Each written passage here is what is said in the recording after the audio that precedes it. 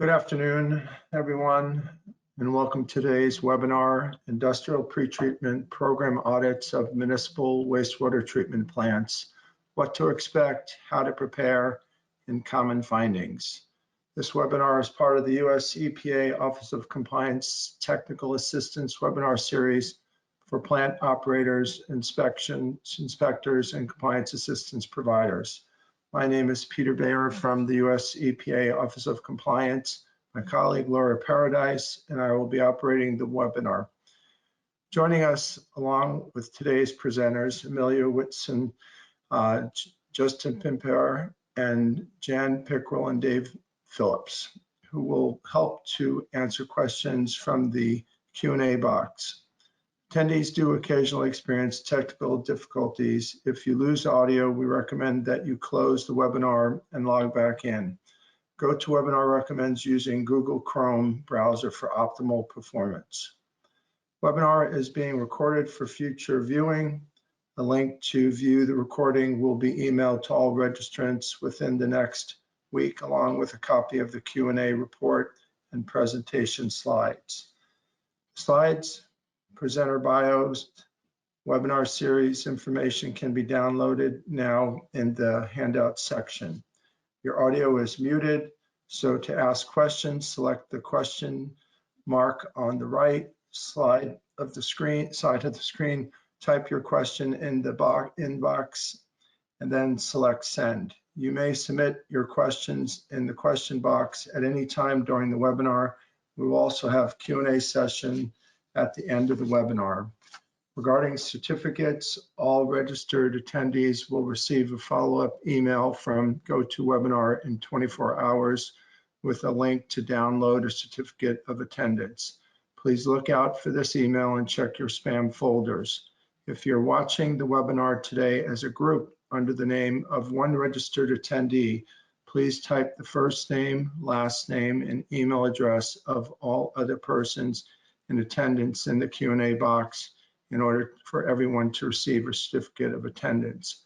EPA cannot guarantee the acceptance of certificates by your organization, nor can certificates be provided by viewing the webinar recording. I'm going to send out one quick polling question before we get to the presenters. See how many of you have participated with us before on these webinars. And if you would quickly take a look at this. But meanwhile, I want to thank everyone for being here today. Amelia Whitson is a physical scientist in EPA's Pacific Southwest Regional Office in San Francisco. Amelia's experience includes writing NPDES permits, providing technical permitting support to state environmental agencies, and serving as the Region 9 Pretreatment Coordinator. Justin oversees and coordinates all pretreatment activities throughout EPA's New England region and has played an integral part in providing technical assistance to wastewater treatment plants related to emergency response and pretreatment program implementation issues. You can read their full bios now in the handouts. And I'm going to post the question that I just sent out. Share. So we have 21% of the people first time, 2 to 5, 49%, 6 to 10, 20%, 9. Thank you guys for responding to that. And I'm going to hand this over to Justin. Let's see. Okay, Justin, you can unmute yourself and I will make you a presenter. Thank you for being here today.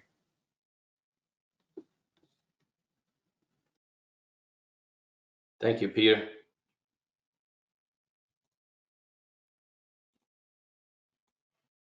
Hopefully everybody can see my screen. Is my presentation up here? Yes, it is. Excellent. All right. Well, thank you for the introduction there. And hopefully you'll find today's presentations worthwhile. This is kind of like an East Coast, West Coast mix here, from the Northeast or the New England region to the Southwest region and California, etc. They asked me to put the camera on today, so bear with me with the New England shrine here behind me. So basically what I'm going to cover today, the do's and don'ts and how to survive a pre-treatment audit. I'm going to tell you what we look at, how to prepare for an audit, how often we do the audits, who's going to be doing the audits, whether it's EPA or the state, etc.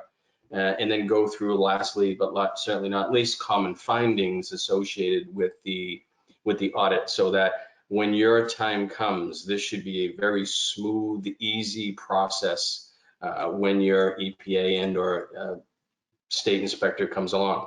So I've been with EPA for a number of years. I was trying to figure out how many audits I had actually done over my EPA career. And so between audits and pre-treatment compliance inspections, I think the number is somewhere about 225. And we only have 90 approved pre-treatment programs in New England. So many of those I've actually been to 2 and 3 times now. So got a little bit of a flavor on pre-treatment audits. And they've also asked me to throw in some poll questions. So Peter, if you don't mind putting up the first poll question, we have 3 poll questions here that are going to be coming up. And I can't see the poll question, but I guess it is up, and it reads, how long have you worked in pre-treatment? excellent.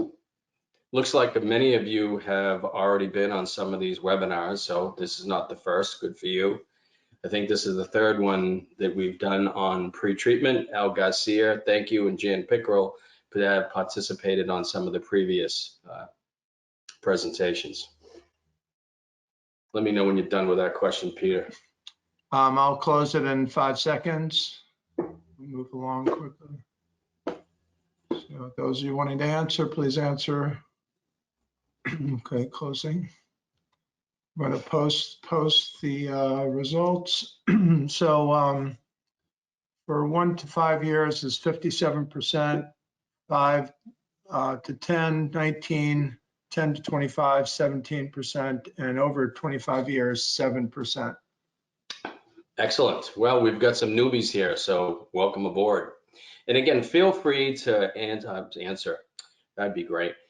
Put your questions in the question or chat box here. We will try and answer some of those live. David Phillips and Jan Pickrell, thank you, are doing some of the questions live, but we'll take all of the questions at the end after the second presentation. So just a little bit about where we are, EPA New England. We are up here in New England in the top right corner of the country. This is a pre-treatment state authorization map, and just gives you a sense of who your approval authority is. So just to break it down a little bit, up here in EPA New England, we're a very diverse region. We have 2 direct implementation states, 2 non-delegated states, and then 2 40310E programs.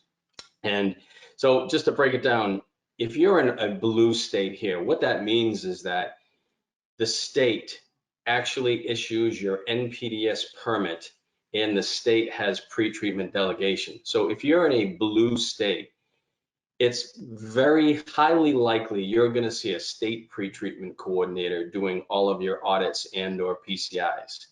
And so all of your deliverables like local limits, annual pre-treatment reports, sewer use ordinances, anything that needs some form of approval would go directly to the state. And that's a majority of the country. Now, I want to say that even though if you're in a state-approved program, you should really get to know who your regional pre-treatment coordinator is, and there are 10 of them from around the country. So get to know that individual. And if you don't know who that individual is, feel free to send me an email and I'll put you in contact with that person. It's easy, it's done by geographics. And so if you're in a yellow state, it's a little bit different, where the state actually issues the NPDES permit, but EPA still is the approval authority. So those local limit reports, all the deliverables, again, even though it's a state issued NPDES permit, all the deliverables go directly to EPA. and you'd be audited by EPA. Again, more than likely. It's not to say the state couldn't go out there. And again, it's not to say that the state couldn't go out and do an audit of you in a blue state here, or purple. I don't know what color that is. I'm getting old. But you could, I'll certainly see a state or EPA, vice versa, but more than likely in yellow states, it's going to be all EPA. Then in the green states, those are the kind of funky, unique programs. Those are the 40310E programs where the POTW is pretty much taken right out of the equation, I call it. So the state issues the permit, the state issues the permit to the industrial users, the state does the inspection of the industrial users, and the industrial users report directly to the state. And again, the POTW is kind of cut right out. One of the disadvantages, in my view, of that program is that we don't see a lot of technically based local limits of those POTWs because it's a state issued permit. And so the state permits are basically have these permit limits that really don't have any technical basis behind it. And then one could question whether or not they're actually legally defensible unless the POTW has gone to that extreme. Then you have these 3 white states, New Mexico, New Hampshire, and Massachusetts. And unfortunately for me, I have 2 of the 3 in the country where EPA is basically all. EPA issues the permit, and EPA does all of the pretreatment audits, the inspections, all the deliverables, everything goes to EPA. And so it would be a lot easier if the states stepped up and took delegation, but for the time being, that's not going to happen. So a little bit of a background on when we actually do these audits. The EPA headquarters, the HQ, that's EPA headquarters, has a national goal of the regions and or states to do an audit once every 5 years. That my high school math tells me that's 20% of the actual audience. Within Region 1, we actually have 62, we actually have 62 approved pretreatment programs within the state of New Hampshire and Massachusetts. And while I'll commend the state of New Hampshire, they actually do a couple of audits and pretreatment compliance inspections. Really, EPA is still on the hook for that. So this past year, we did 14 audits of these 62 programs. And pat on the back here, we exceeded the 20% average and hit 23% for the audits. And I did just briefly tell you about the authorized states, etc. Now, EPA, which I'm going to let Amelia talk a little bit more about the difference between a PCA and a PCI, which usually always comes up. The National Pretreatment Compliance Inspection goal for PCIs is twice every 5 years, or 40% of the coverage. So if you add that up, if the state or EPA is actually doing what they should be doing, you will have an oversight by either the state and or EPA 3 times in 5 years. Now, I just want to ask, how many people have had an audit? Raise your hand. This would be great if we're live, but we'll be live, but not in person live. How many people have actually had an EPA and or state audit within the past 5 years? And not a lot of hands go up here, but feel free to put it in the chat box. Anyway, the world according to Jay. I have to put that in there because my good friend Marty Grooms would always tell me, now Jay, it's not always this easy, but I say if you are prepared, this audit for you should be a piece of cake. It really should be. And can you tell I love carrot cake? It's easy. We're telling you how often they occur. I'm going to tell you what we look for. I'm going to tell you how to prepare for it, how to get your files in order, and then we're going to go through and talk about the common findings. And Amelia is going to talk about a couple of checklists that we have in general as well. So hopefully at the end of the 90 minutes here, you are well prepared for what's coming up. And Peter, this is, I guess I have another poll question here. We had 3 poll questions. I want to get them out of the way. So if you want to throw that second poll question up, Peter, that would be. It is launched, and so people are responding. Thank you.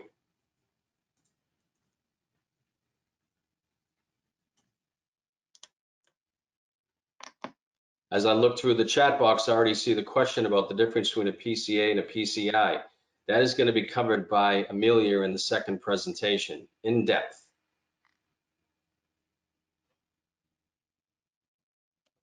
Okay, we'll give people another 5 seconds and then we'll close the poll question.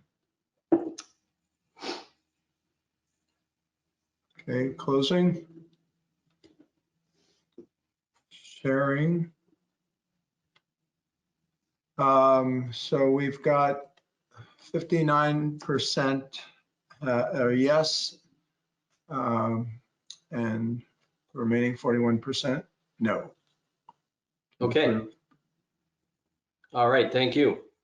So what do we do and how do we actually let you know that we're coming out? And while I am speaking from personal experience, I think that you'll find these procedures the same or very close to the same.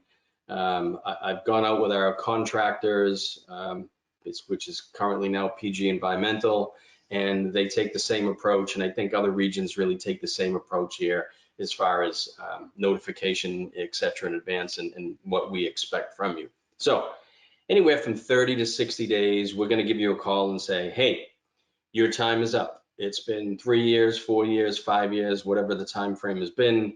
It's time for an audit. And again, I try and make that call 1 to 2 months in advance. And I say, first of all, I need to get in touch with who the program contact is, whether he or she, whoever that individual is, make sure we have the right contact, and then exchange those nice pleasantries, and then talk about what to expect and what documents we'll be looking at. So one of really the first thing that we need to look at, or we expect you to have in order, is the SIU file. And when I say the file, that's really as stated on the screen here. I'm seeing what you're seeing, no notes attached. It's the permits, it's the inspection reports, the SIU and POTW monitoring, any correspondence, notice of violations, basically any documentation between the POTW and the industrial user. And I'll talk a little bit about a nice filing system in a little bit, but when we say the file, that's really the nuts and bolts of the file. And then of course, there's the sewer use ordinance, the ERP and local limit evaluation, which we may want to look at, or we almost always request a copy of the latest sewer use ordinance and the ERP. And then some other stuff like, if applicable, we may ask for, hey, when was the last time you did an industrial waste survey, or BMP, best management programs? Do you have best management practices? Do you have those for the dentist, or for the oil and grease program, for the restaurants, etc.? And then we always say, this SIU inspections may be conducted. Now, we try to do 2 SIU, significant industrial user inspections, during each one of the audits. Doesn't always happen, but I try and do those. Now I say, as you see on the screen there, unannounced. Please, after we get off the phone and hang up when we say we're coming out December 1st and 2nd, don't call every one of your industries and say, hey, just want to let you know I got off the phone with the EPA and they said they're going to be in the area December 1st and 2nd. They might be doing some inspection, so just want to let you know we might be coming to your facility. So big no. Please don't do that. We do, at least in our region, we do all of our inspections unannounced.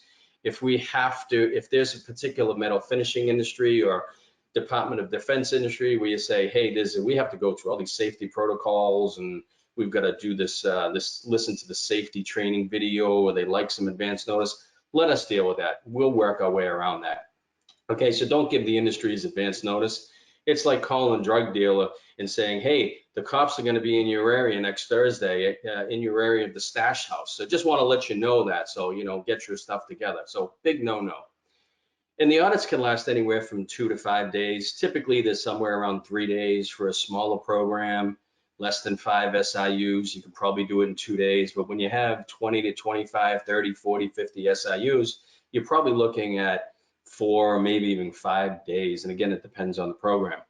And again, we'll talk through, agree on a mutually agreeable date. If I say, hey, I'd like to come out December 1st and 2nd, and you say, geez, that's really a bad time for me, I have some training. Okay, well, let's look at the next week, or let's look at the week before. So agree on a nice mutually agreeable date that works for both of you. And then we will send out an audit checklist. We have a checklist from February 2010, which is not that old in contract and compared to some of the other EPA documents. Section 1 will ask you to complete that. There is a link down here a little bit on the bottom of the page. You can see the link to that. And again, Amelia is going to talk a little bit more about that checklist. But I think at last check it was about 15 or 17 pages long. We ask you to complete the checklist in advance prior to us coming out to do the audit. And what that does is it gives us an opportunity to get a little bit of a flavor about what to expect when doing some of these audits. Now, remote audits. Be surprised if no one asks a question about this, so I'll just throw a slide in here.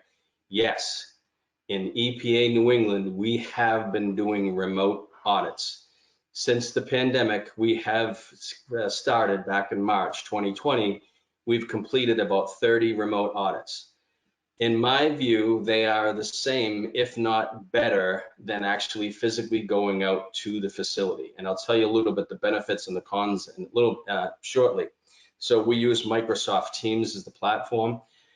I first, whoever knew back in March that we'd be sitting here still in our homes, at least EPA is not allowed back in the office. I don't know, some states are. If you're a POTW, I think most of them are back, but some of them are not. Whoever thought that we'd still be sitting here doing this stuff remote 18 months later, right? So anyway, I started to think about what was my schedule gonna look like if I was gonna be home all the time. I know I've got 1,000 other things to do with annual reports and local limits and getting caught up, but audits are a big part of my responsibility.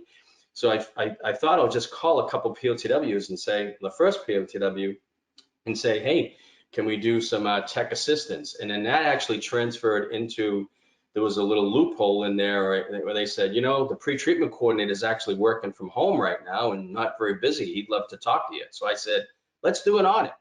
And here we are a year and a half later, and we've done 30 of them. So one of the huge benefits of that is there's no travel time. I mean, I'm lucky enough that, and Amelia will talk more about this, but look at the size of New England and look at the size of her region. We're small.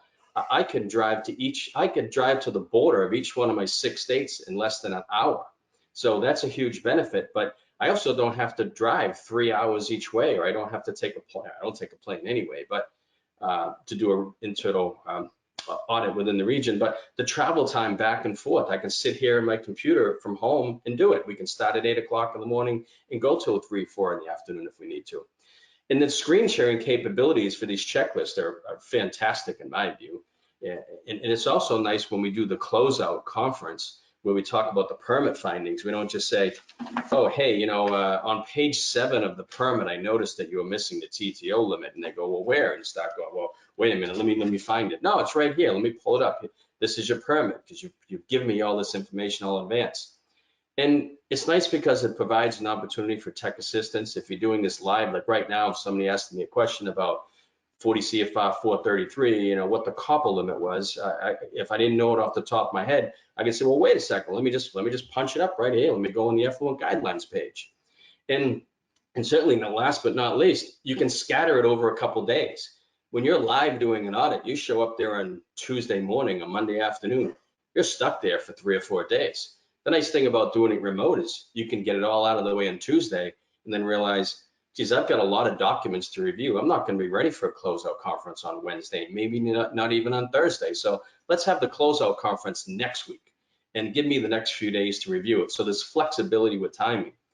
Clearly, some of the cons with remote audits is there's no immediate inspections. And I put a little italic around immediate because it's not to say that we couldn't come back at any point in time. And I've told, and I'm not doing the 30 remote audits alone either. We've got other individuals, thank you to Sarah and Mark, who are doing some of the audits solely on their own. There's nothing stopping EPA from going back out when the pandemic social guidelines relax a little bit, and we're allowed to go back out to say, hey, we'll go back out and do an inspection of some of these facilities. And then I found this at probably maybe 10% of the facilities, probably even less than that. They don't have EPA's remote platform of Microsoft Teams. So they're calling in, so the remote screen sharing, but that's few and far between. I do put that out there as a con. A lot of people think that that percentage is probably high, but I would say it's even less than 10%. So what do we look at before we go out to do an audit? Well, first and foremost, I look at the NPDES permit for any pre-treatment requirements. Where does the permit stand? Was the permit just issued?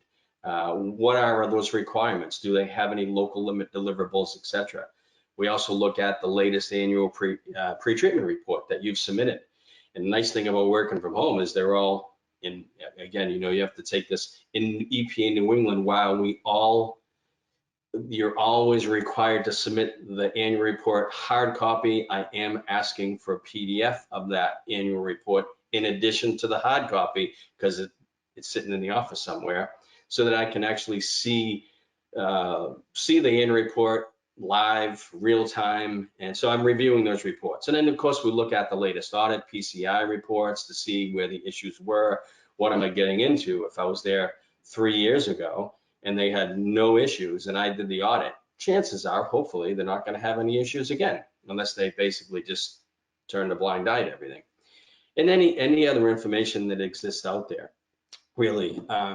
Any outstanding deliverables, do they owe us a local limit report? Do they owe us a sewer use ordinance? You know, if we really want to get into it, we can look at the enforcement status through ECHO. ECHO is the enforcement and compliance history online.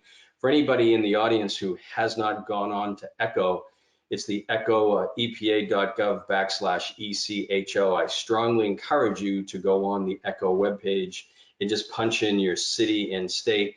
And if you have a federal permit with any federal ID number, it will come up, and you'll be able to just click on your particular facility, and you'll see if there are any outstanding issues, etc. And then of course we notify the state. And I only have to worry about Massachusetts and New Hampshire, but I'll call each one of the states and say, hey, by the way, I'm going out to do an audit of such and such a facility, and this is the week I'm looking at. Do you want to tag along? It's always great to have the states there as well, if there's a state coordinator that's active in the program. So what can you do? Got to keep my eye on the time here. What can you do to prepare for this? Is have your files in order and all in one place, okay? Basically simple, just get organized, okay? General rule of thumb, organized files equals good results, typically, not all the time. Just because you have a good filing system doesn't mean that you're actually on the ball. And document everything. Okay. So how to survive? Well, you need to provide for reasonable accommodations. Now, this really is a joke out there about the coffee and the donuts. I actually don't even, hard to believe, I don't drink coffee. So I'm not looking for coffee. And although, you know, I may look like I've eaten a couple donuts, I don't really need a donut either.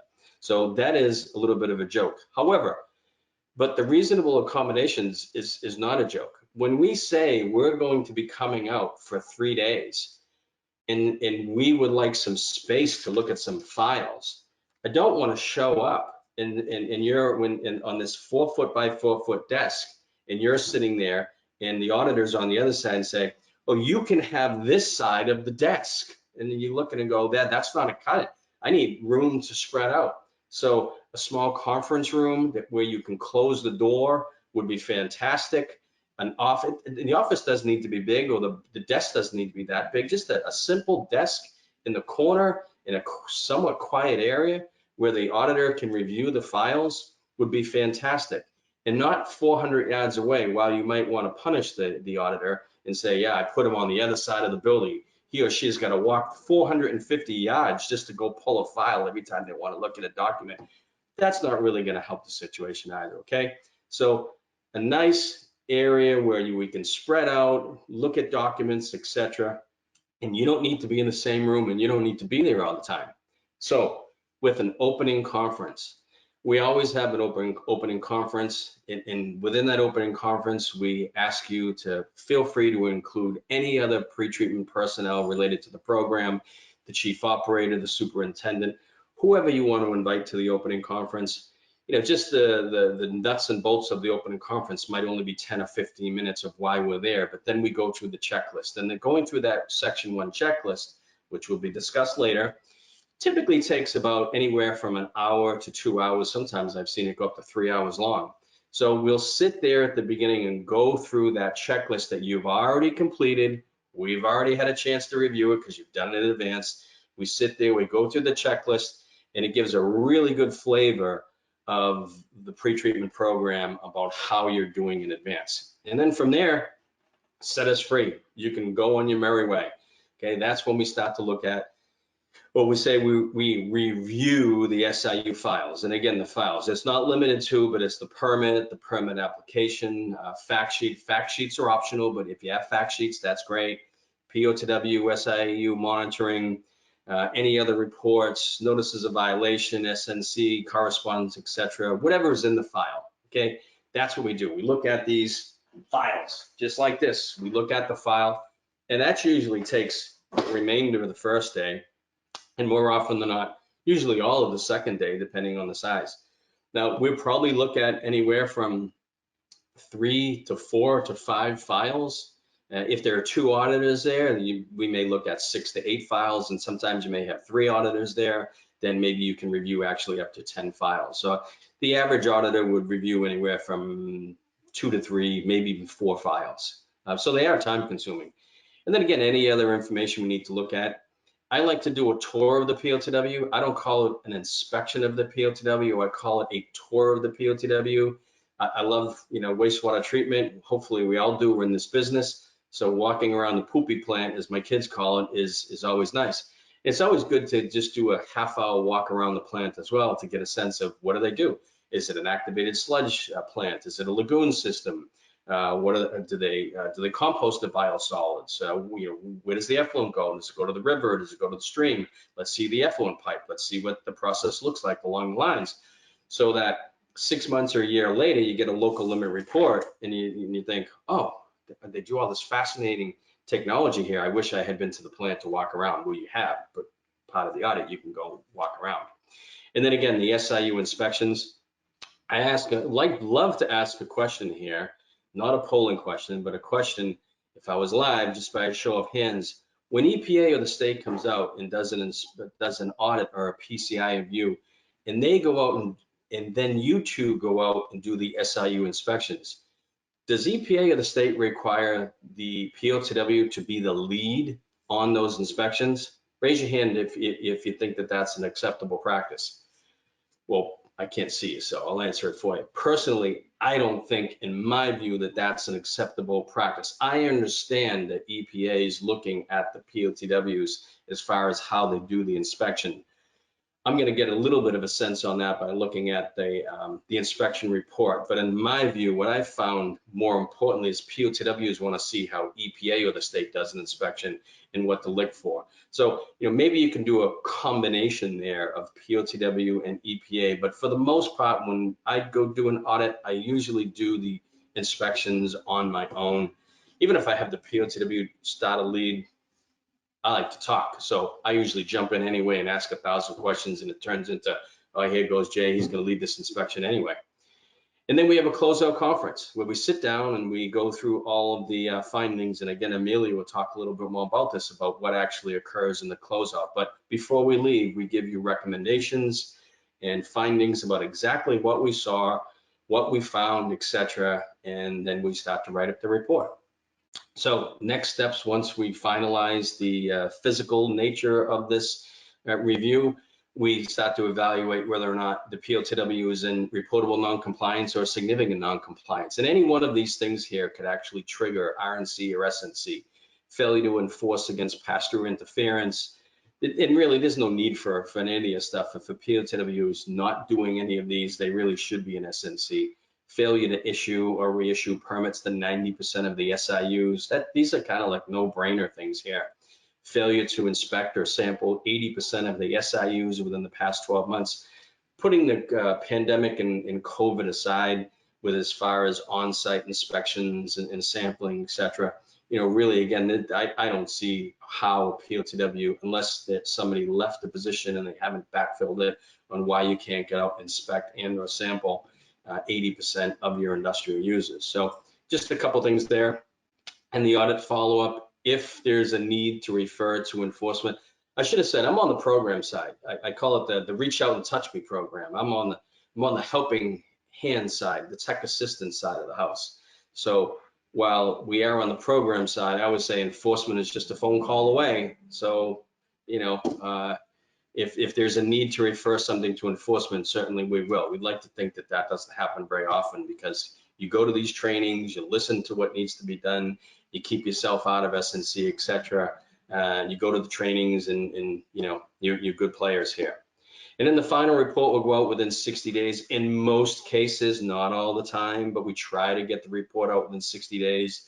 And then if there are any findings, we require you to respond to those within 45 days. And then Peter, we have a last minute, this is the last polling question. If you could poll it up or pull that up. It is up. Have you ever participated in a pre-treatment compliance audit?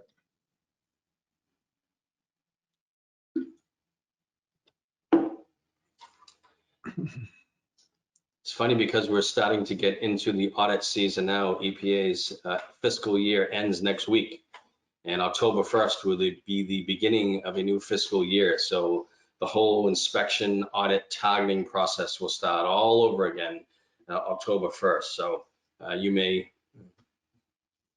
would encourage you to reach out to your state and or regional pre-treatment coordinator if you're a POTW, just to get a sense of, if you don't know them, introduce yourselves to them.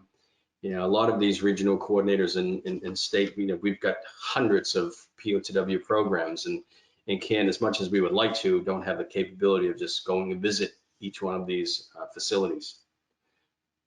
How are we doing, Peter, with the poll question? Okay, doing well. I'm just closed it, and I will share it for everyone to see. The responses are yes to 46% and no, the remaining 54%. So. All right, so the 54%. I'm going to use the remainder of my time here for common findings and blow through this, not too quickly, but I've got quite a few of these. These are common findings that I've seen not only in the region, but in New England, but I've seen hearing from other regional coordinators as well. So it's kind of like a combination across the country. So, you know, and again, some of them are findings and some of them are recommendations. In the audit report, I will have a specific section about common findings. And the findings are that if it's a direct, if it's not in agreement with 40 CFR 403, which 40 CFR 403, I was trying to get to this whole presentation without saying 40 CFR 403, and I almost did it, although I've got like 20 more minutes to go, because I can't stand when people just talk about the regulations for like freaking hour and a half. Anyway, so if it's in direct conflict with 40 CFR 403, we call that a finding. And if it's just kind of some nitpicking stuff, which I'll get into a little bit, that's a recommendation. So just small recommendations. All right, so failure to annually inspect SIUs. You know, that's kind of, again, a no-brainer, putting COVID aside. How can you not annually inspect all of your industrial users? Failure to properly categorize a CIU. You know, here's a great example: electroplating versus metal finishing. If you're an old school electroplater in 40 CFR 413, chances are, while there are still a few in the area, they're more than likely converted over to 433.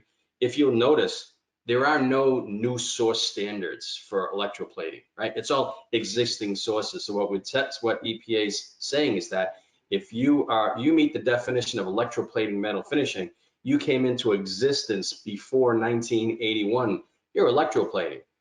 And if you haven't changed the process, not the treatment, the process, because the determination goes with the process, not the treatment. You haven't changed the process, and it doesn't trigger a new source, yeah, you're still electroplater, but that was 40 years ago.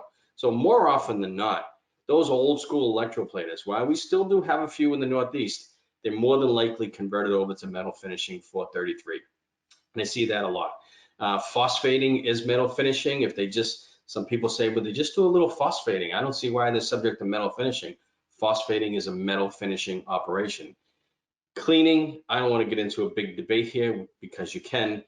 Cleaning, I just say may or may not be metal finishing operation.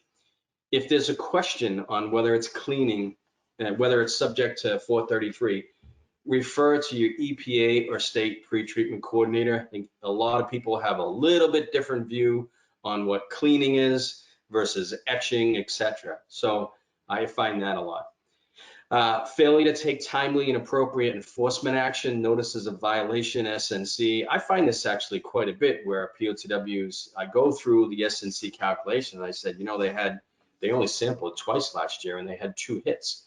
That's 100% of the time. But you didn't publish them in SNC, and they go, oh, well, you know, it really wasn't that bad. And I say, well, they violated the local limit, and they violated this, and they violated that. And if you look at the SNC definition, clearly that triggered, it was greater than 33% of the time, it was greater than 66% of the time. You should have published them in SNC. And they go, well, it's costly to put them in the newspaper. And it's like, well, yeah, exactly. But SNC publication hopefully is a deterrence to the industry to not ever do it again. So if they meet the definition of SNC, you must annually publish them in the newspaper of general circulation. Failure to develop local limits when necessary. This is more often than not like BOD and TSS parameters, which kind of goes to the next issue here, local limits versus surcharge limits. I'd ask a question on how many people actually have technically defensible local limits for conventional pollutants, BOD, TSS, phosphorus, etc. And I usually get about 50% of the people raise their hand, okay? And then the other 50%, maybe a subset of those, 25%, I ask, do you have a surcharge program for BOD and TSS? And then 25% raise their hand. The remaining 25% just don't have any limits whatsoever. And those are typically the larger municipalities that discharge to receiving waters where there's an extremely high dilution factor. Like here in Greater Boston, MWRA discharges 9.5 miles out into the middle of the Atlantic Ocean. So their dilution factor is, you know, somewhere in the neighborhood of like 400 to 1 versus ABC POTW discharges into Piddly Brook, where they're the headworks of the brook, where the dilution factor is 1 to 1. So they don't get the benefit of any background concentration. So what they put into, so they're extremely stringent limits for phosphorus, etc., in the MPS permit. So you can't, it's either a surcharge program or a local limit program or a combination of both of those, okay? Local limits versus categorical standards. Again, you need to apply the more stringent limit in the permit. Local limits, again, are technically defensible site-specific limits. Categorical standards are technology-based to create a level playing field across the country.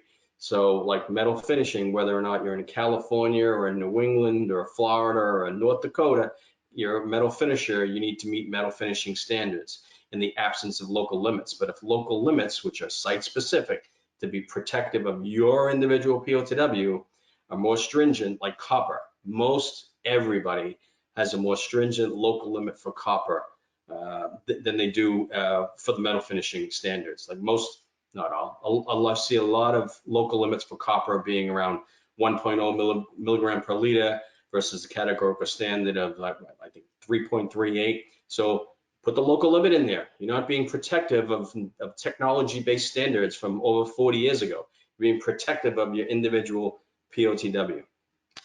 Approved local limits not adopted into the legal authority or the permits.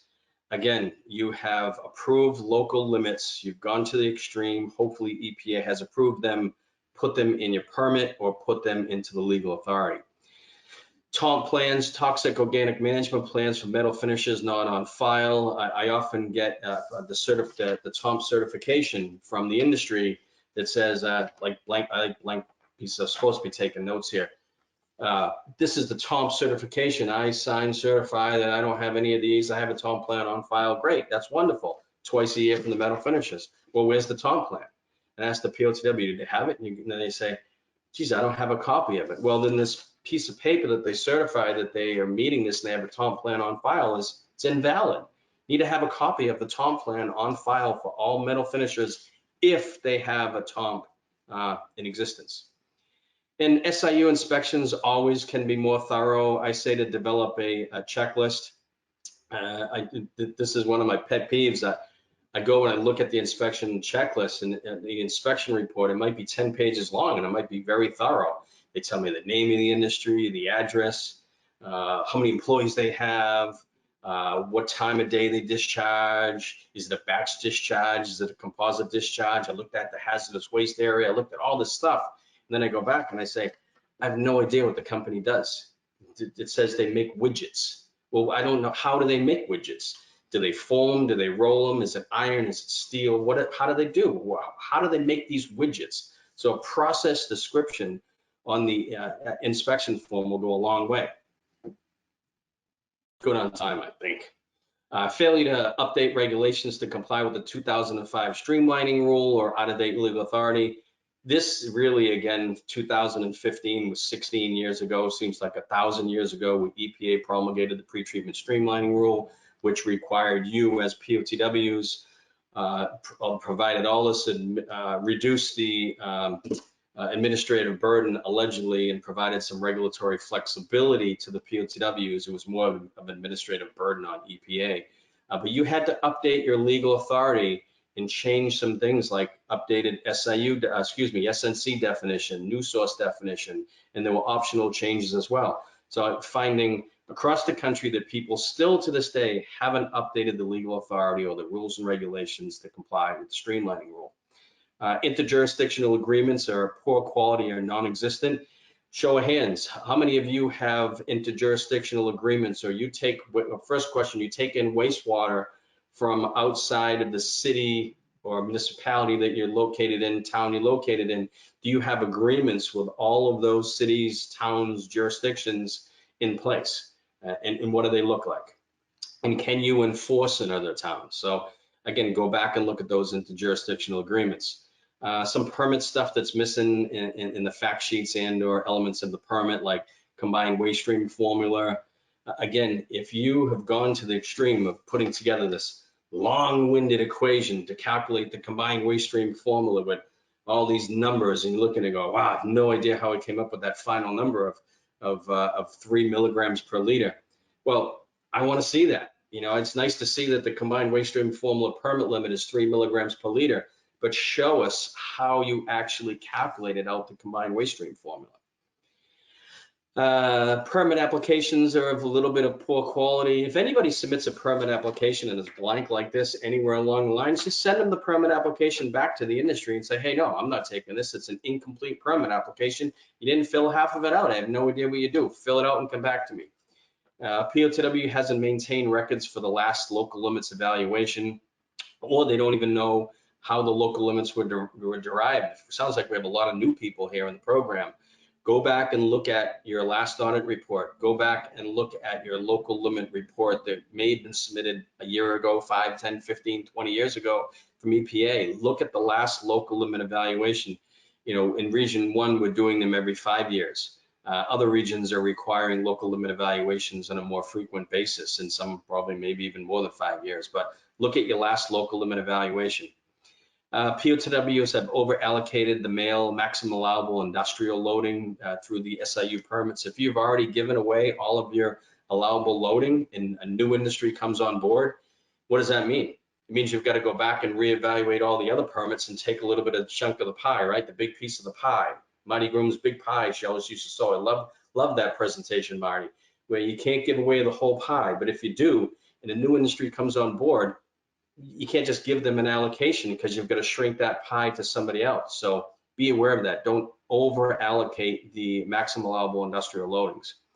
And then again, going to failure to follow the enforcement response plan. The nice thing about EPA's guide to the enforcement response plan is you should have options. If somebody something as simple as you know, failure to notify an exceedance of a local limit, example. If in your ERP it says something as simple as a phone call or a notice of violation, if you made the phone call and that's what it says, then you know, so be it. Follow your enforcement response plan, and that may not have been the best example, but follow the enforcement response plan and escalate enforcement when necessary.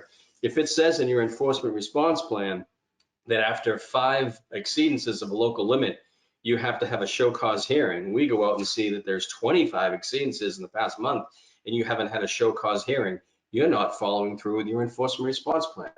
And you know who you are out there in Rhode Island. Inspections of declining quality, inspectors using the last inspection and updating it rather than a fresh form. I encourage people to put pictures into your inspection reports. It's always great.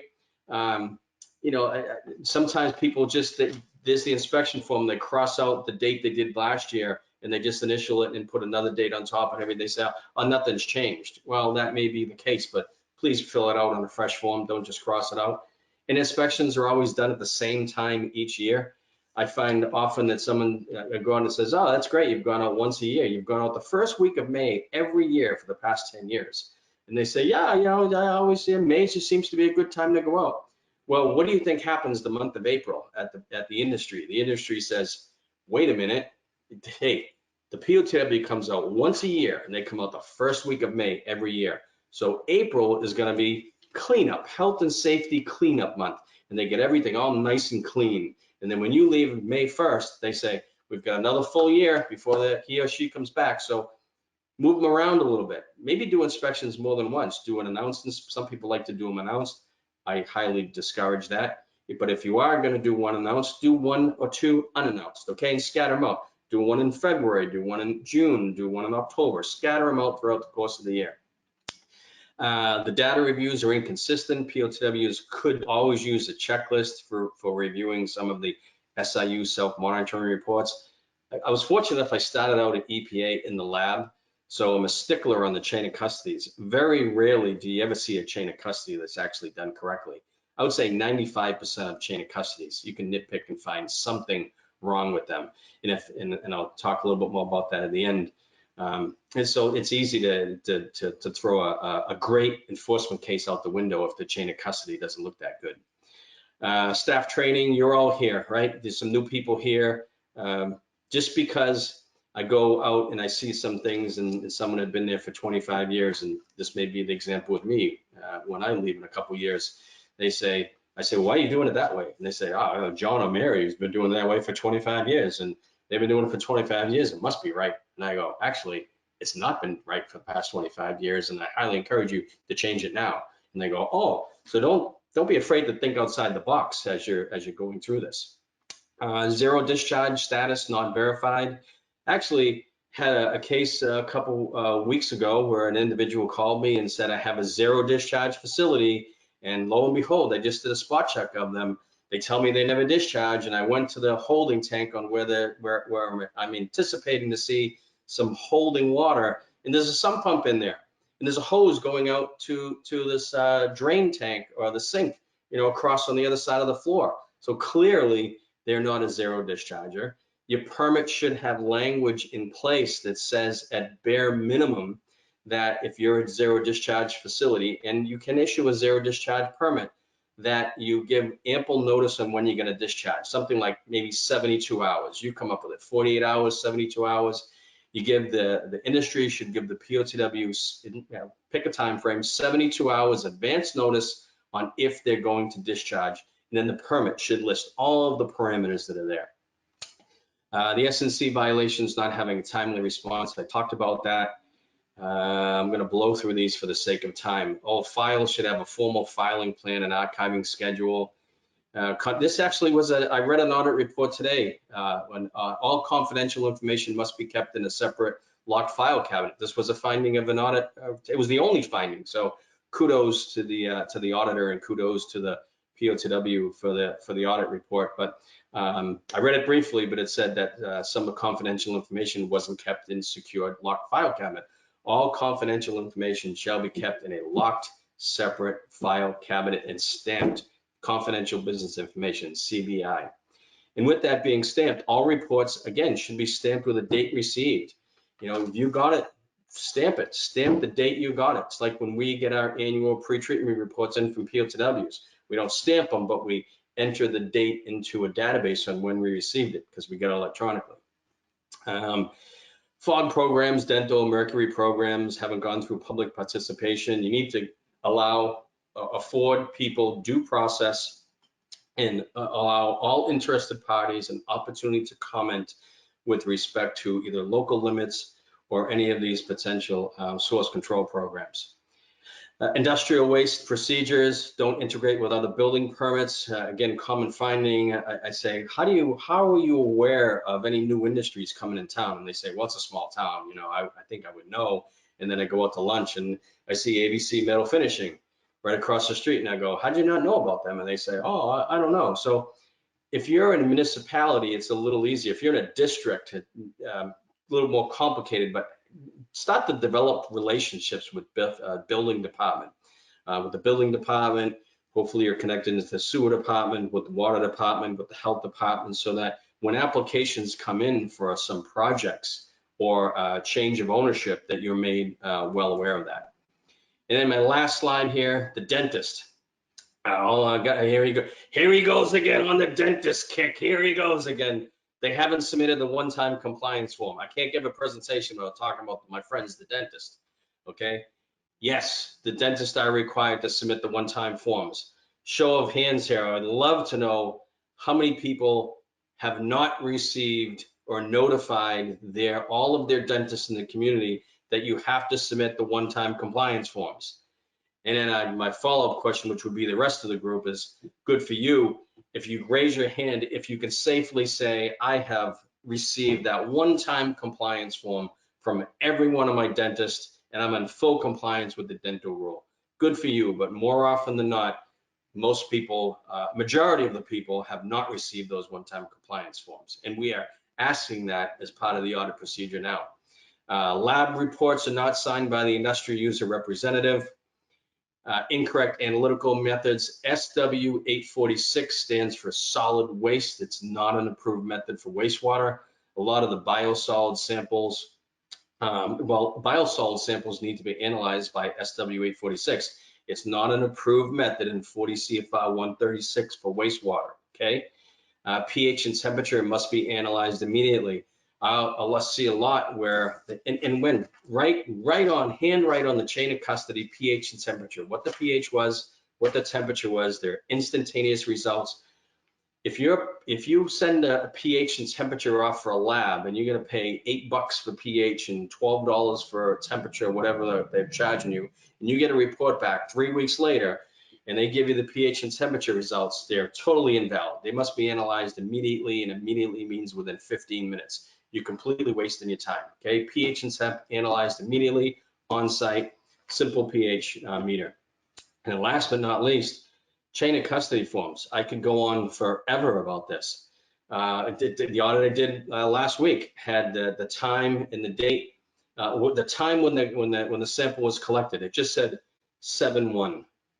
7/1 what? 7/1 of 1935, 2020, 2021. I have no idea what year that was. Composites versus grabs. If you put down a C for composite, and hopefully there's a C equals composite somewhere else in the chain of custody, if it's a composite sample, don't write 7/1 because, and then 9 o'clock, because that's a grab sample. 7/1, hopefully it's 2021, which we should put 9 o'clock AM, that's a grab sample. And I'm a real nitpicker on the chain of custodies because, I was involved in a pretty high profile enforcement case where I got sued personally for $17 million way back when, back in a long time ago. Anyway, the first thing they did is try and pull apart all the chain of custody forms. And any good defense attorney would do the same thing. You look at a case and you say, okay, well, when were the samples collected? How did they collect the samples? Where did they collect the samples? And they just poke holes at that. And if your chain of custody form is not rock solid, then there's a highly likelihood that that case is going to be thrown out before it ever even goes to court. And again, there are some samples of good chain of custody forms. Hopefully you've never had to go through that. One thing I will also tell you, if you make a mistake on any of these forms or any of your inspection notes, what do? You cross it out, you initial it, and that's it, okay? Cross it out and initial it. And then date it is also good too. Cross it out and initial. You don't write over it. You don't just cross it out. You don't initial over it. Cross it out and initial and make the correction. So I know I took up a lot of time there. I want to save time for Amelia. Hopefully I didn't go too long. I'm going to stop sharing my screen here and Peter, turn it back over. Yeah, I will pass it, make Amelia the presenter now, unless you've done that already. Thank you.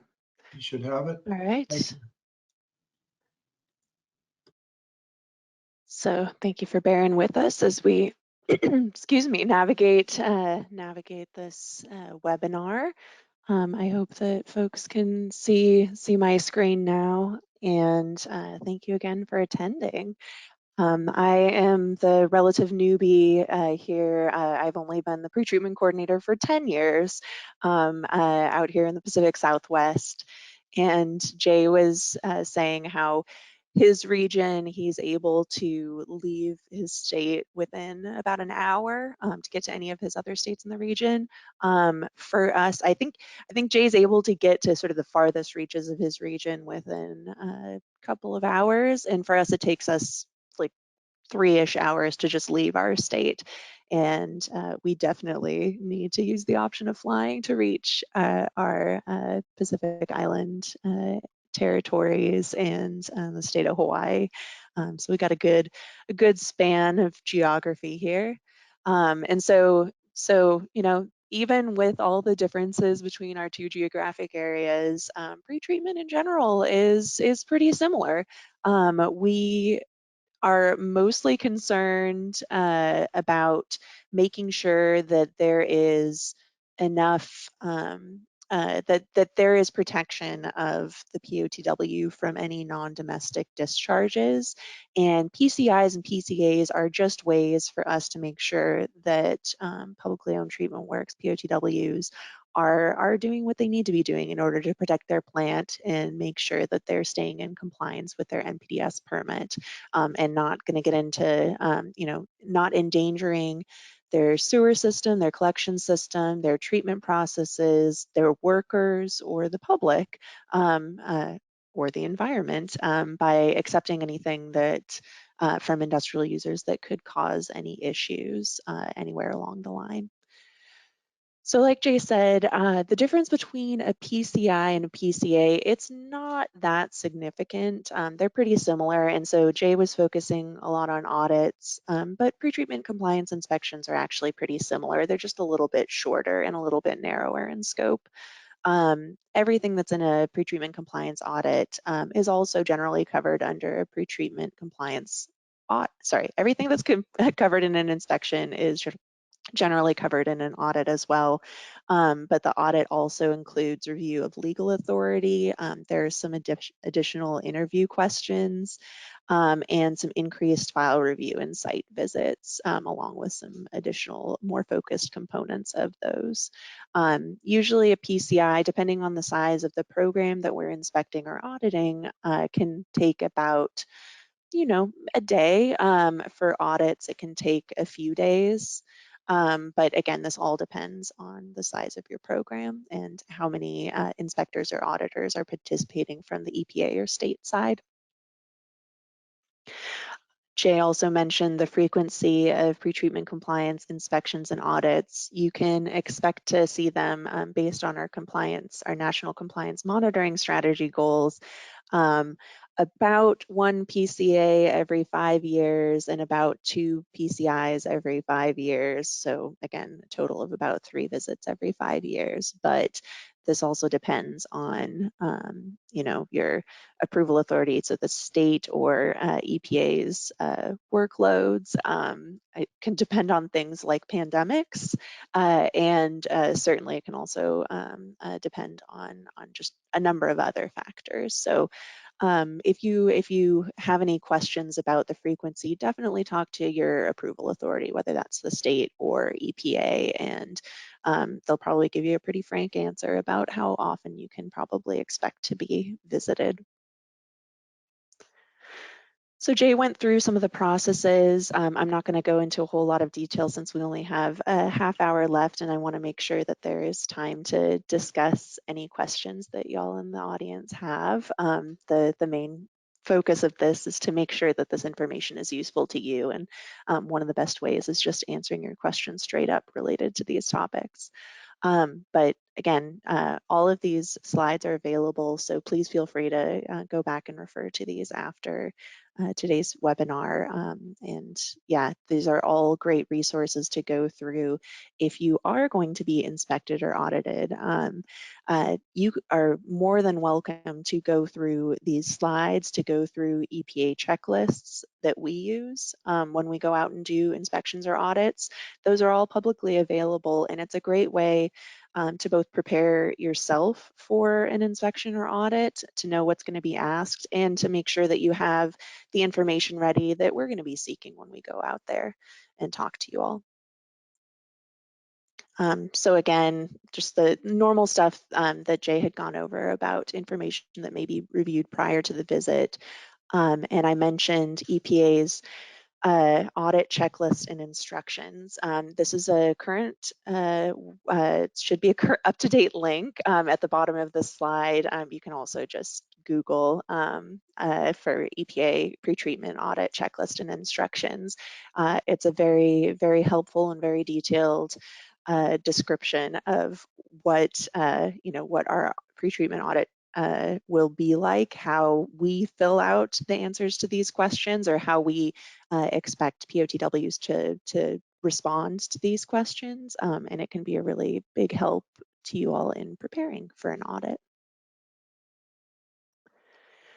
So a big part, again, pandemic aside, in general, when we go out and do audits or inspections, we certainly review industrial user files, and we do that for remote audits as well. But we also generally choose some industrial users for site visits. And there are a number of different factors that we consider when trying to figure out which IUs we're choosing for file reviews and site visits.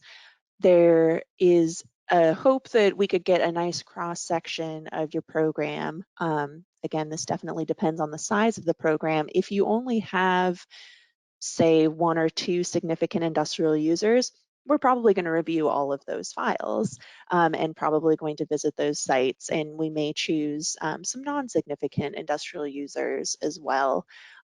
If you have hundreds of significant industrial users, we're going to obviously have to narrow down that list quite a bit. And for categorical industrial users and non-categorical significant industrial users, which I realize we didn't really get into the definitions a lot here. So for those of you who are new to the program or aren't part of an approved pretreatment program, these may be new terms to you. We unfortunately didn't have time to go through sort of the basics of pretreatment as part of this presentation, but definitely check out the resources that have been posted in the chat, and you can get some really helpful introductions to pretreatment if you want to go back and learn more about that. But for those of you who are sort of more familiar with pretreatment programs and our federal inspection and audit processes, when we're choosing the industrial users to look at, either in terms of their files or in terms of site visits, we're often looking for particularly complex, excuse me, complex sites or ones with compliance issues. We can be looking for, possible instances of enforcement if there's any significant industrial user. We're not just looking to we're not particularly looking to like get, have findings, but we are interested in assessing how a POTW's enforcement program is going. And so we often might want to go to or review files or go to site visits at industrial users with compliance issues to see how you've been dealing with those compliance issues. Like Jay said, following your enforcement response plan, publishing anybody in significant non-compliance in a newspaper, and hopefully moving them back towards compliance, because that's the ultimate goal of enforcement, is correcting and deterring non-compliance. There are some other things that we keep in mind, and we'll often, when I go out and do audits or inspections, I often ask the POTWs if they have any industrial users that they would suggest that we visit, either if they, again, in terms of non-compliance or enforcement issues, or if there are any that have particularly interesting treatment processes or operational, structures that have been either a challenge for the program or just might be of interest. We also try to mix these up from year to year so that we're not constantly reviewing the same couple of files that we reviewed the last time we were out, unless, again, you don't have that many, in which case we'll probably look at those same ones as long as they're there. Lastly, we have recently started trying to focus a little bit more on, like Jay said, looking for opportunities if there are potential significant industrial users that are not permitted by the POTW or haven't been visited. We may keep an eye out on anybody that doesn't seem to be already covered by the program that could be of interest. Again, just to make sure that your local procedures for finding out about new industrial users and protecting your plant from them are good and are working. Again, it's not anything that's intended to, intended to be sort of a gotcha thing, but these are, again, the big purpose of doing these compliance inspections and audits is to make sure that your program is working effectively. And so wherever there are findings, those are just opportunities for the program to maybe work more effectively.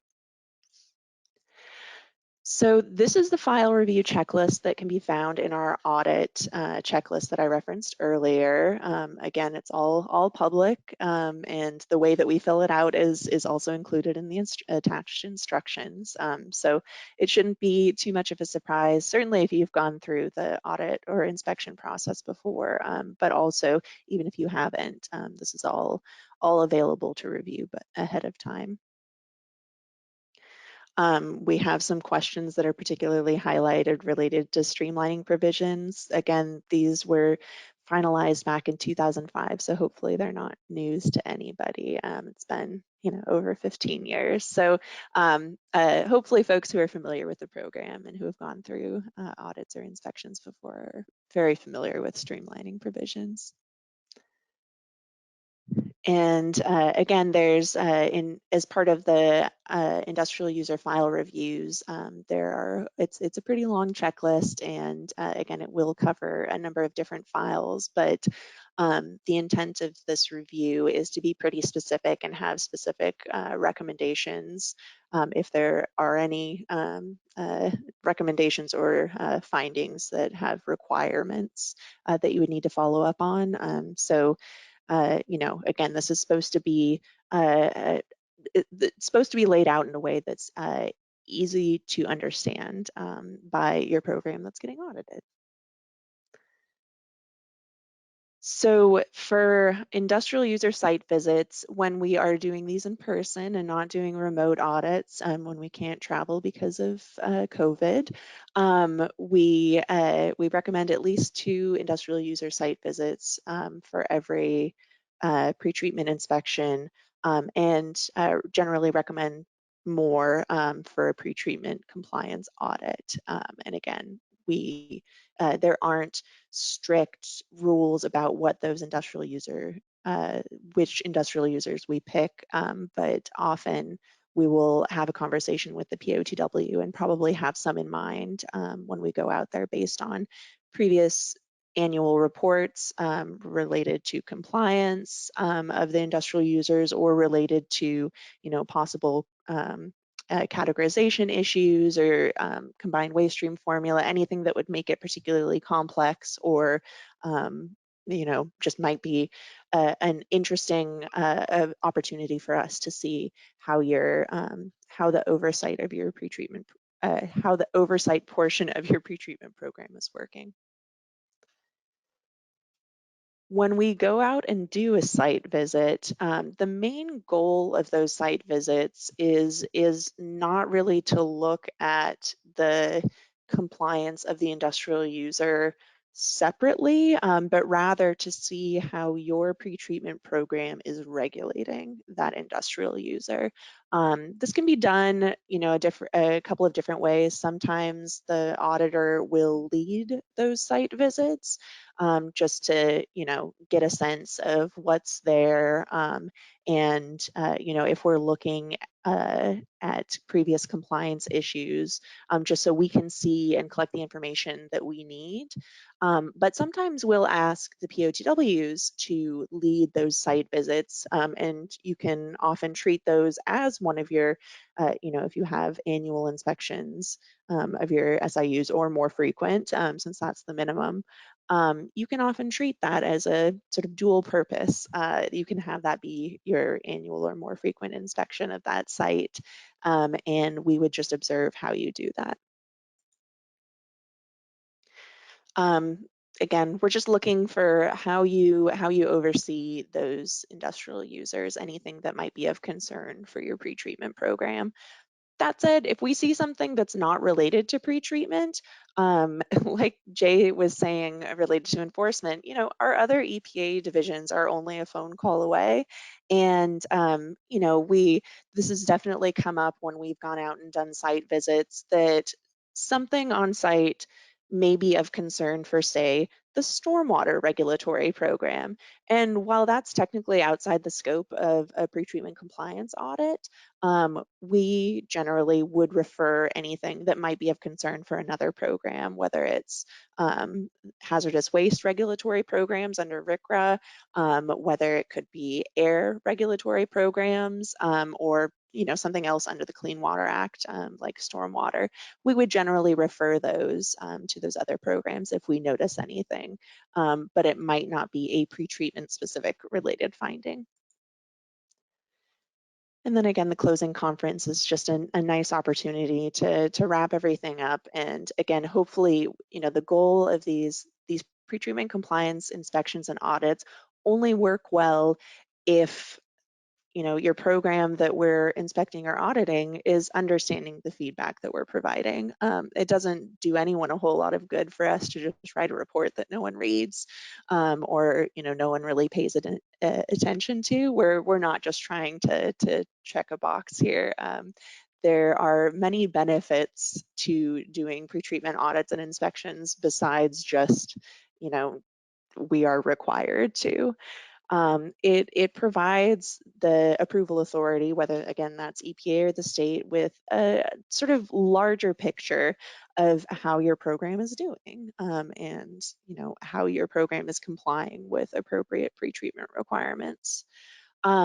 It also is an opportunity for you all to get insight into how to make your program be working as best as it can. Definitely take these opportunities to talk to whoever your auditors or inspectors are and ask them if you have any questions.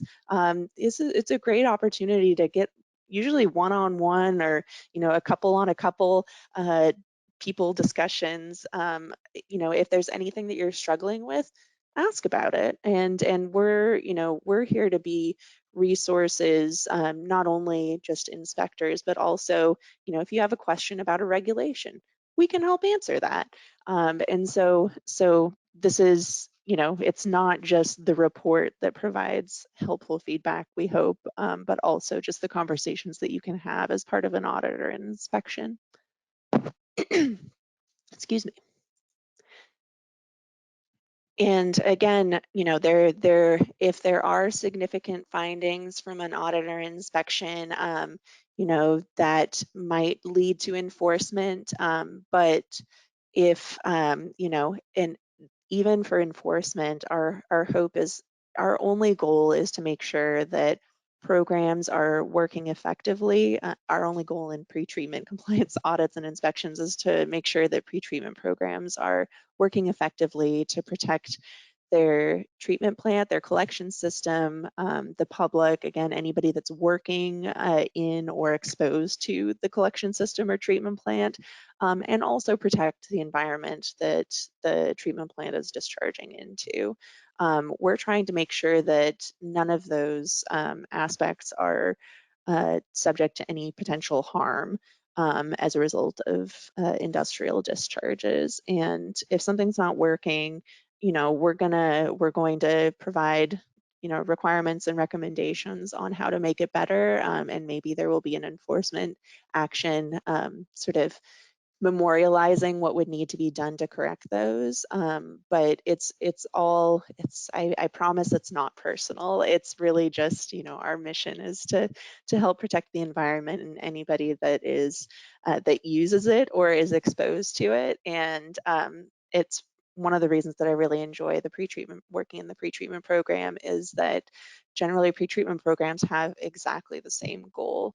You have a sort of similar role in terms of your oversight of industrial users, and excuse me, you are trying to protect the communities that you serve and the workers in your program, certainly, as well as the environment around your uh, around your treatment works. And so it's really nice to have this common goal in mind. So, you can listen to my West Coast sort of shining positivity message, or even if you're more skeptical, luckily we do know that the program's goals generally align. So be as skeptical as you need, or as cynical as you need. But this is really one of the nice things about the pretreatment program, is that we have this common goal. Now, I have also included some PCI and PCA findings that, in addition to what Jay had provided earlier, ones that have been particularly common out here in our region. And I think on time, we've got a few more minutes. So I'm just going to go through these pretty quickly. And again, feel free to look back at these after the presentation. One big one that comes up here in our region is related to modifications.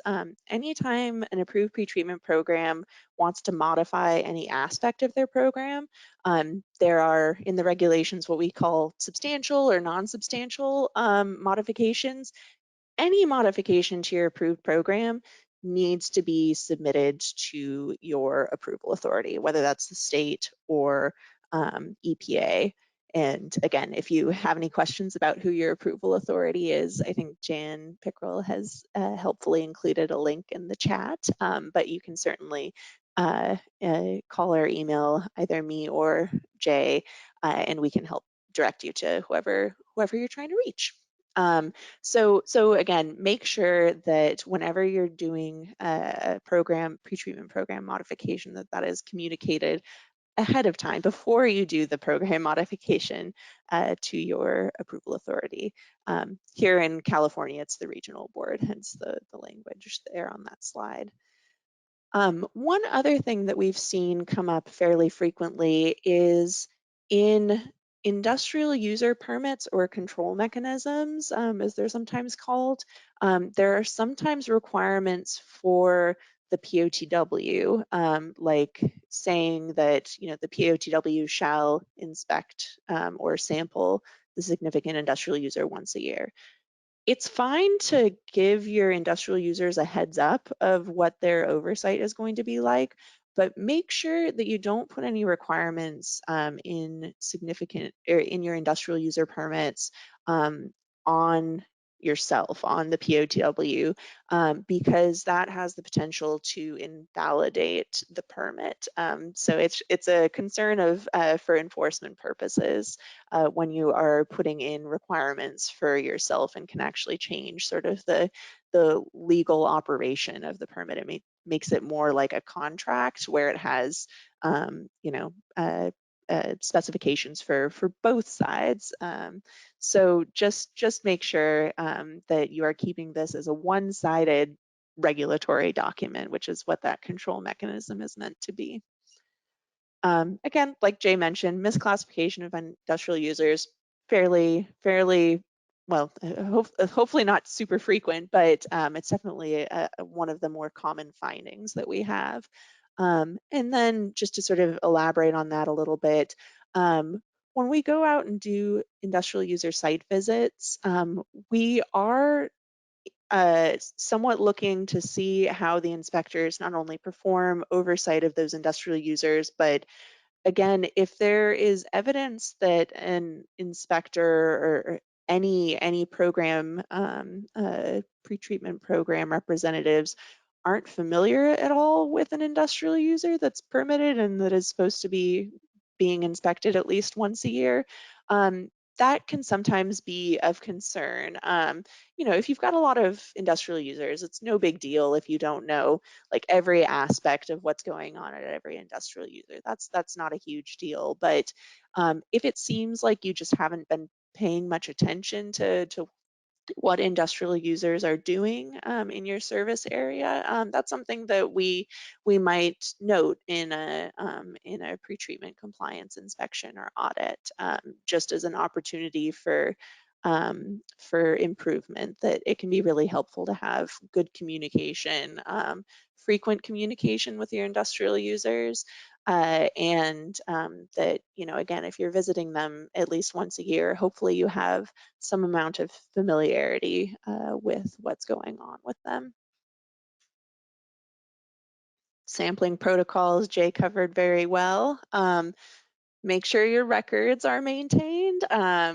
It is definitely, you know, in addition to just being helpful for an auditor or an inspector to have easily accessible records. You know, if someone's asking, you know, if I as an auditor or an inspector is coming in and saying, you know, I'd like to see the inspection report for this significant industrial user from 2020, and it takes you like a day to find it, that's probably not ideal. You know, that wouldn't be, that's not a specific requirement that you are able to find all of your records in an hour or, you know, some amount of time.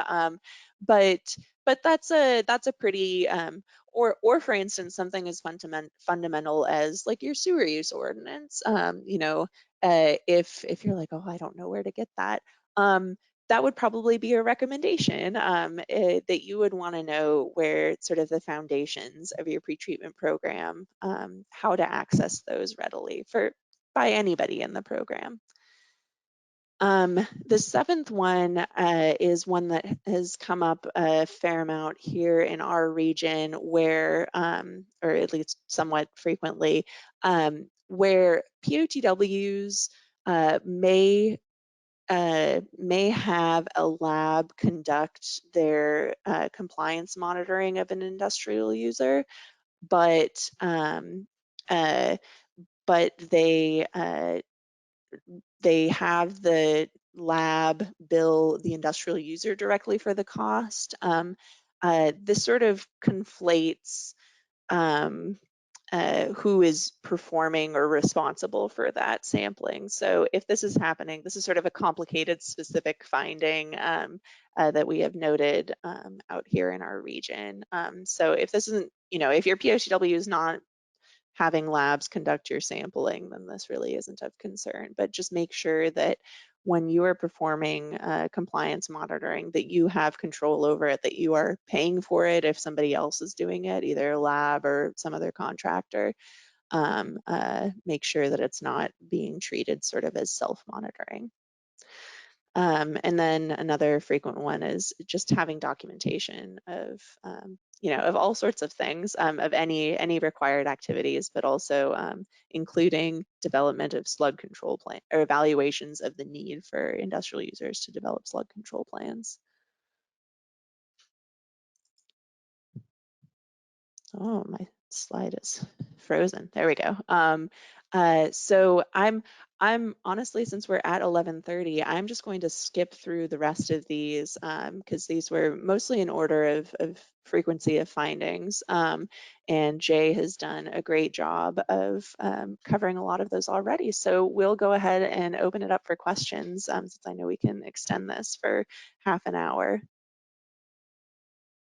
Yes, if we can let many of the people monitoring the questions, Jan, Dave, Justin, if you want to ask the questions that we are getting.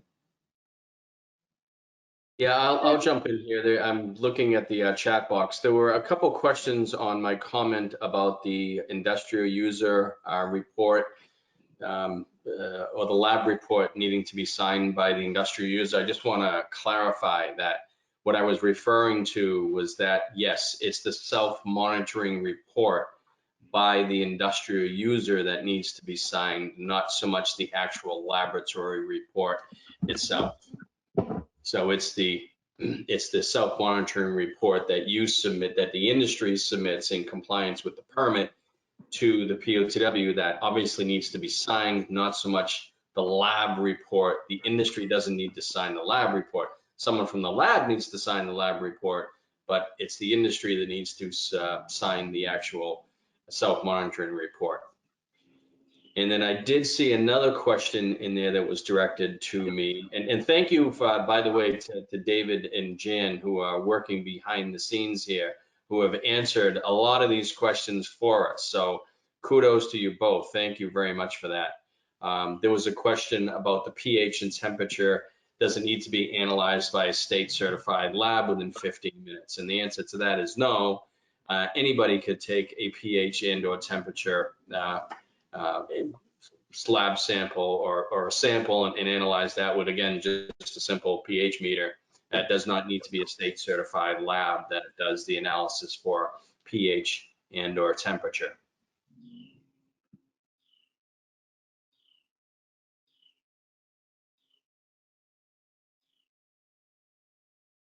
It's okay for Jan or David to unmute if you want to ask a question. Yeah, I think there's a question for Amelia.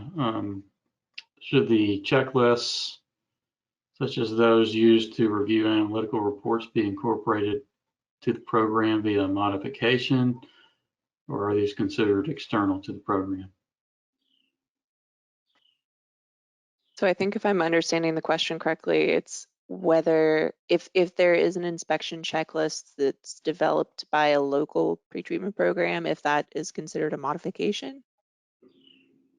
That Yeah, you're I believe reading? that's the gist of it. Okay. The guidance that I usually provide is if it was part of your original program submittal when your program was initially approved, then I would consider it a modification if you're changing any of that. If it wasn't, then I wouldn't. I would say it's outside of that. I don't know if anyone else has something to add on that. Yeah, I would agree with that, and it sounds like it might be a minor modification if it's just a simple change to a checklist, which probably should be updated over time anyway, like with some of these other documents. I would consider that a non-substantial modification, which would not require EPA and or state approval and would not obviously require a public notice to that effect. And for either of you, there were a lot of questions about what would you put into a fact sheet and why are you putting things into fact sheets? And I did provide the link to the permitting guidance manual, but if you could just elaborate a little bit on that, I think that would help some folks. Yeah, so I'll take a crack at that. So fact sheets are optional. Fact sheets are not required as part of the pre-treatment program. They're optional. When I find that people do fact sheets, I think it's fantastic. What you would put in a fact sheet is actually what the facility does. It's just a shortened version of the inspection form. Name, company, contact. Again, they make widgets. How do they make them? If they're a metal finisher, is it copper they're coating? What are the raw materials that they use? What chemicals are on site? And not only is it good for the POTW, but POTW should also develop some type of relationships with the fire department. How often does a fire department go to an industrial user and then go in there and see a fire and then just pour water all over it? Now, if any of the chemicals reach any of the EPA criteria or the tier 2 criteria for thresholds, whether it be 10,000 pounds or 25,000 pounds on site or whatever the federal or state local criteria is, if that relationship is not there, then again, and the fire department may just show up at an industry and just start shooting water on a chemical that shouldn't be shooting water on, etc. So, it goes above and beyond that. That's really to the extreme if POTWs are having a relationship with fire departments, say, hey, by the way, I developed these fact sheets and I just want to hand them off to you to let you know that XYZ industry has these chemicals on site. And if you didn't know about it, here they are. But it's good, and it's good to know for passing the torch down when a new individual takes over and they look at the permit, and again, to look at the application to say, I really don't know what this company does. Oh, well, here's a fact sheet. Oh, fact sheet is fantastic. Tells me exactly what the company does, how often they operate, etc. And I think Jan put a link in there, so thank you, about what should be included in the fact sheet. Yeah, another idea, if you actually do combined waste stream formula, and then you have different numbers as the permit limits, your fact sheet would include what the factors were that you used in your calculation, such as production base and what different flow values. Yeah, Go ahead, absolutely. Amelia.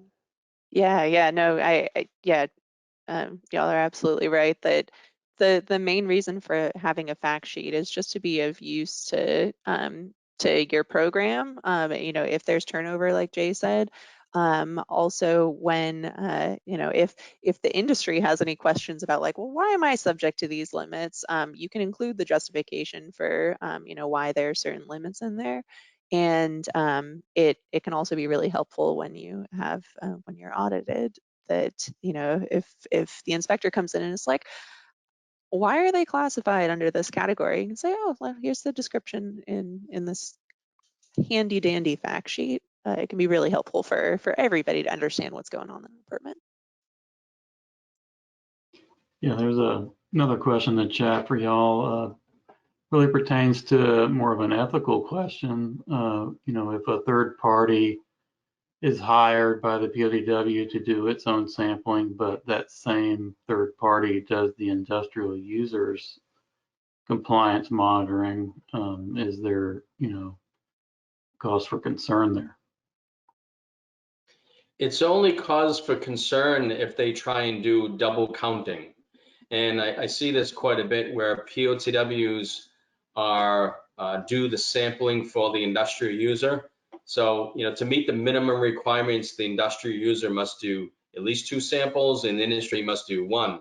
So if the POTW is doing the samples for the industry, there must be at least 3 samples for the year. Can't be just 2 samples and you count 1 sample for the industry, 1 sample for the POTW and say, oh, this is a POTW sample and an industrial user sample. They must be done representatively. Now, in a perfect world, the industry would do it and the POTW would do it. I have seen where a third party has been brought in. Be a little careful, but it does happen. But just make sure that they're representative samples and they're spaced out throughout the year and they're not double counting the same analytical result for both parties. Yeah, and I would hope that the payment for the, if both the POTW and the industrial user are hiring this third party, that hopefully there's not a conflict of interest because they're getting paid from both people, and they hopefully have responsibilities to both parties to be doing the sampling correctly. But yeah, it is important to not do double counting. I will say, I think there is an allowance for POTWs that are doing the sampling on behalf of their IUs to do it twice a year, but we can check on the federal regulations for that. Yeah, I know when we've encountered it in Region 4, there's been often a move for the POTW to use a different lab from time to time just as a verification step.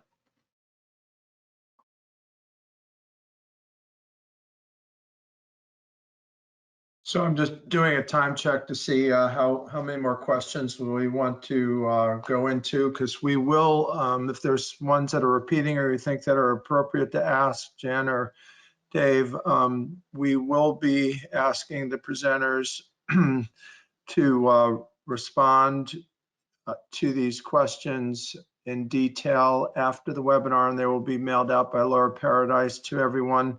so that you have a more full, complete answer or update if anything needs to be tweaked on the answers that were already submitted back out to you. So there will be that opportunity to make sure we're fully responding appropriately. And I just want to see, check with you guys, see how any other questions you might be wanting to ask Jen or David. I think there was a question, I guess, if a POTW is going to be receiving a PCI or PCA and they don't have their original program documents handy, is there a way for them to prepare by getting those from someone? I would say that not a lot of programs, and at least in Region 1, most of the programs were approved in like the early to mid 80s. So having the, the original program submittal would be something from like 1981. But I would encourage you to contact the state and contact EPA and see if they have those documents like the sewer use ordinance, local limits. I would think that a lot of those documents have been updated since the early 80s anyway. So there's a highly likelihood that there's been a more recent submission, but reach out to EPA and or the state. And if you don't have those documents, we'll cross that bridge when we come to it, if that's a question as part of the PCI or the PCA. Yeah, I know in Region 4, at least, our authorized states, they keep a pretty good file of all the current documents. So if they've been modified, they have record of the modification too. So if you find that, you have pretty old documents in your files, you may very well want to reach out to your state coordinator, or Jay was saying, if EPA is your authority, then reach out to EPA, because it's important for you to know what you're being held to and to have those at hand.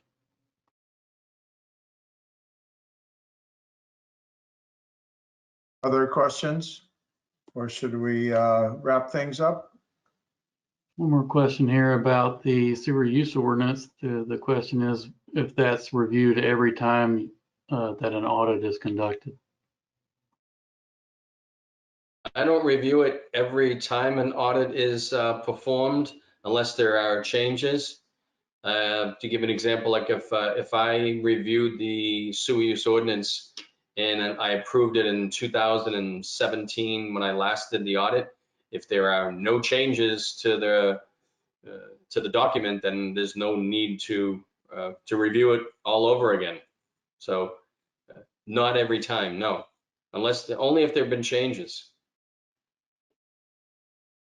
Yeah, I think, probably the general answer from our region would be, it depends on the last time you had an audit and the frequency of that. So, if there's room for time for change there, then I would say that then you would have an increased likelihood of having your ordinance reviewed.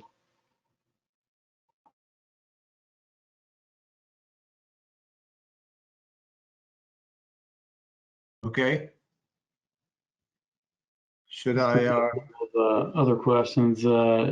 Is there a pretreatment training class coming up either the rest of this year, calendar year, or next year? We're still trying, this is Jan from headquarters, we're still trying to get some of our national webinars on the calendar, but don't have any dates yet. We'll be posting them when we do. We could also reference back to the two webinars that we have conducted in the last year by you guys too. Yes, we do also have. No, I was just going to say there are some links on our website for recorded trainings. And there are also many regional and state pretreatment workshops that are being held virtual, which is another benefit, where someone can sit in and attend from a different region, where you typically would say, boy, I would love to go to that workshop, but I've never had the opportunity to go, where you could actually sit in. So talked to some of the other regional or states have annual meetings, multi-day annual meetings. I know there's one coming up in Region 8, Region 9, and actually Region 1 next month. So lots of training going on, and it's virtual, so there's a benefit there.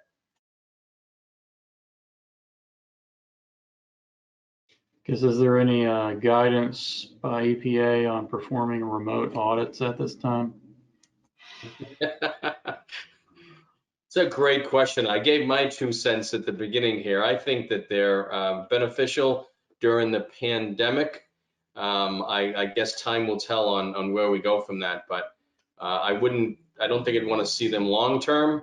If there's any, national guidance out there, which does not exist to my knowledge, I think we would share that.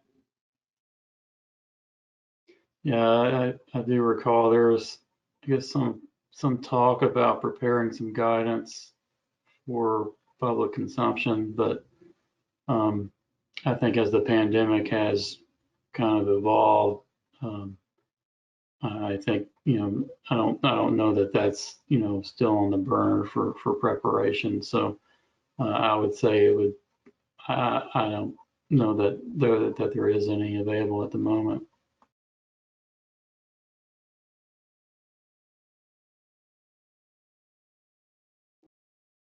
Okay, I hate dead space, so is this appropriate time to wrap things up and thank everybody for their time, Amelia and Jay and Jan and David.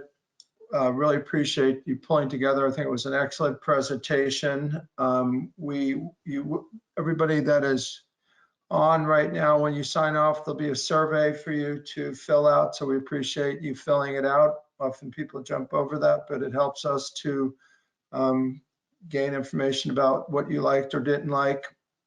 We also want to point out that the next webinar that is coming up next month is October 21st. It's Optimize Your Wastewater Treatment Plant, Save Energy and Reduce Nutrient Discharge. So put that on your calendars, please, if that works for you. And meanwhile, thank everybody. And if there's any last comment or anything wants to add, I want to just say that I think the presentation went very well, and thank everybody for their time, including the people that attended and the presenters. Thank you, Peter. Thank you, Peter, and thank you to all the attendees. And the recording's been ended, but the webinar will remain open for you to download. So thank you, and everyone have a good rest of the day.